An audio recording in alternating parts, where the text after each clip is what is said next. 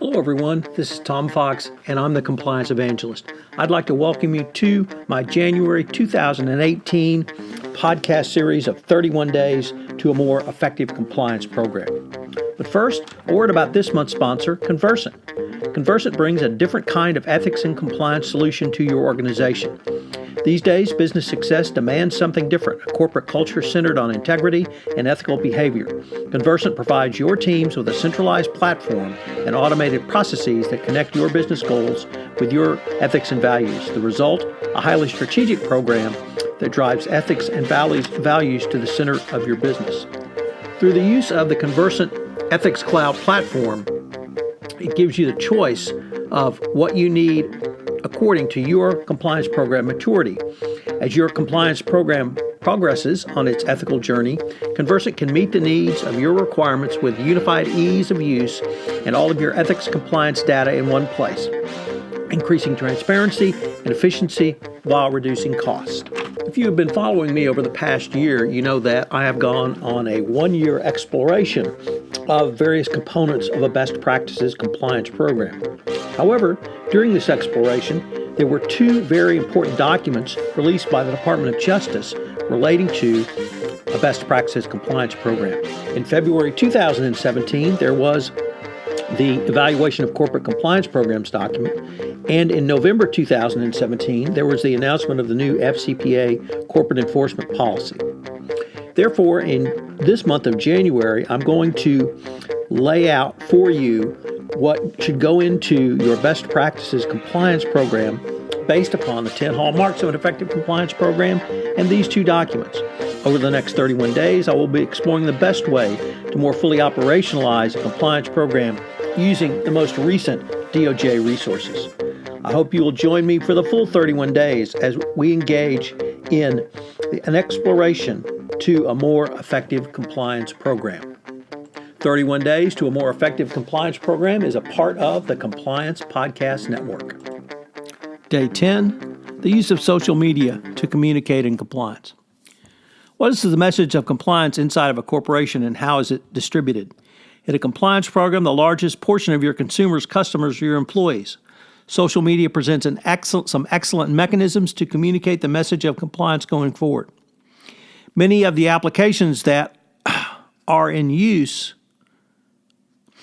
in personal communication are free or available at low cost. So why not take advantage of them and use the same communication tools in your internal compliance marketing efforts going forward? How does one company and one chief compliance officer actively use social media to make more effective the company's compliance culture? Well, at Dun & Bradstreet, Louis Sapirman has integrated the company's compliance communications into his social media network. It's not simply about having a younger workforce or even a tech-savvy workforce. If your company is in the service business, it probably means your employee base is using technological tools to deliver solutions. The use of technology has led companies to consider how such techniques can be used internally in disciplines which may not have incorporated them into their repertoires previously. Not surprisingly, you need to have full management backing to do this, and that's certainly the situation at Dun & Bradstreet. Sapirman was challenged by the company's CEO to take a look at the manner in which their functions were using social media. From there, Sapirman and his compliance team saw the advantages of using it to facilitate a 360-degree form of communication. Sapirman comprehended the possibility for social media to those external with the company. Sapirman uses a tool, or Dun & Bradstreet, I should say, uses a tool called Chatter, which is similar to Twitter, but it's internal to the company. He engages in Chatter tweets and tweet ups and chatter jams with his organization. He puts his compliance team into the event, and they hold the event at various times during the day so it can be accessed by Dun & Bradstreet employees literally anywhere in the world. He seeds the chatter jam so the employees are aware of the expectations and to engage in the discussions respectfully of others. When Dun & Bradstreet began these sessions, they reminded employees that if they had specific or individual concerns, they should bring them to the CCO directly or through the hotline. However, that admonition is no longer required. One of the typical concerns of lawyers in the use of social media is with the general and specific topics coming up on social media and the ill will it might cause within an organization. Sapperman believes that while such untoward situations can arise, if you make clear the ground rules about the discussion, these types of issues simply do not come up, and that's certainly been his experience. Each employee uses their own names during these chatter jams, so employee accountability and transparency exists. Sapperman said they further define each communication through a hashtag so that it can not only be immediately defined, but also searched in the archives going forward. Some of the examples he gave were around regulatory issues and privacy. This branding also enhances the entire process going forward. I asked Sapperman if he could point to any specific compliance initiatives that arose during these chatter jams. He emphasized that these events allow employees the opportunity to express their opinions about the compliance function and what compliance means to them at D&B. One of the discussions was around the company's code of conduct. Sapperman said employees wanted to see the words "do the right thing" as the name of the company's code of conduct. I also asked about D&B's use of social media in connection with their third parties.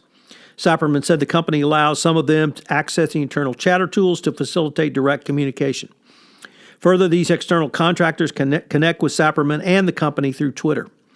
He said it is all about consistently communicating to the greater body of compliance customers about compliance initiatives and compliance reminders that the D&B compliance function is doing, and it's how it is going about doing them. He believes that it's an important communications tool that makes sure he and his team are getting the compliance message out to the troops. Sapperman also described using chatter in a manner that almost sounded like Facebook and its new live video function. He said he can deliver short video vignettes to employees about compliance. The compliance function or even the employee base can develop these. This really gave me several things to consider going forward.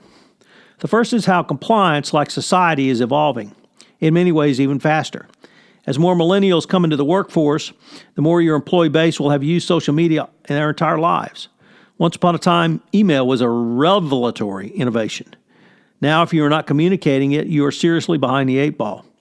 Employees expect their employers to act like and treat them like this is the present day, not 1994 or even 2004.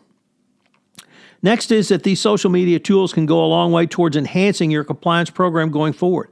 Recall the declination to prosecute Morgan Stanley, which it received from the Department of Justice back in 2012, when one of Morgan Stanley's managing directors had engaged in FCPA violations. One of the reasons cited by the Department of Justice was 35 email compliance reminders sent over some 7 years, which served to bolster the annual FCPA training to the recalcitrant managing director involved. You can use archived social media communications as evidence that you have continually communicated your company's expectations around compliance. It is equally important that these expectations are documented. In other words, document. And finally, never forget the social part of social media. Social media is a two-way and indeed multiple communication tool.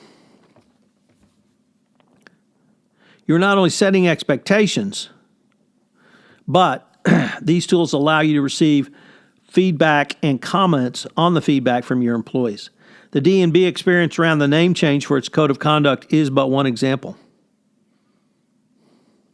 You can also see that if you have some concerns expressed, it could alert you earlier and begin some detection and move towards prevention for your compliance program. So what are today's 3 key takeaways? Well, number one, how does 360 degrees of communication work in a social media component for your compliance program. Think about that. 2, focus on the social part of social media. Social media is a conversation. It's a conversation between multiple parties. It's an ongoing conversation where one comment is made and then people riff off that comment. Think about how powerful that can be for your communications and your compliance program. And finally, number 3, use internal corporate social media, in other words, that which sits behind your firewall, to facilitate a 360-degree conversation of compliance. This is Tom Fox. I hope you've enjoyed day 10 of 31 Days to a More Effective Compliance Program, and I hope you'll join me tomorrow for day 11 when we take up the topic of what is effective compliance training. This is Tom Fox again. Thank you for listening to this episode of 31 Days to a More Effective Compliance Program, sponsored by Conversant. I hope you will join me tomorrow and indeed for the entire 31 days in January, while I will be exploring the best way to more fully operationalize your compliance program using the most recent resources the Department of Justice has communicated to us, the evaluation of corporate compliance programs, and the new FCPA corporate enforcement policy. This is Tom Fox. Thank you again for listening. 31 Days to a More Effective Compliance Program is a part of the Compliance Podcast Network.